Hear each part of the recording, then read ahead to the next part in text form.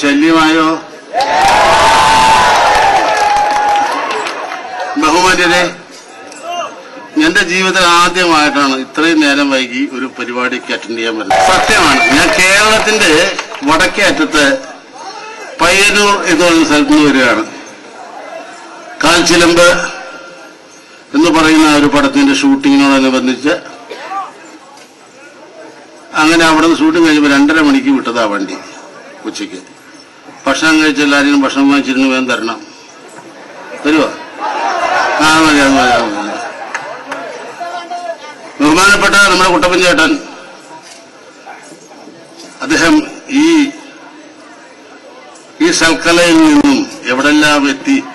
ദുബായിലെ പ്രോഗ്രാം ഞാൻ കണ്ടു. ദുബായിലെ അറ്റൻഡ് ചെയ്യുന്ന പിള്ളേരെ പഠിപ്പിക്കുന്നത് ഞാൻ കേട്ടു, കണ്ടു. ധ്രുവമട്ടിച്ച രൂപകാഹ ജംബ ത്രിപട ഏകജ അടതാള ഏകതാളച്ച സപ്തതാള പ്രകീർത്തനം. ഈ പറഞ്ഞതുപോലും നിങ്ങൾക്ക് മനസ്സിലായോ? ഇല്ല, എനിക്കും മനസ്സിലായിട്ടില്ല. ധ്രുവം മട്യം രൂപകം അടാ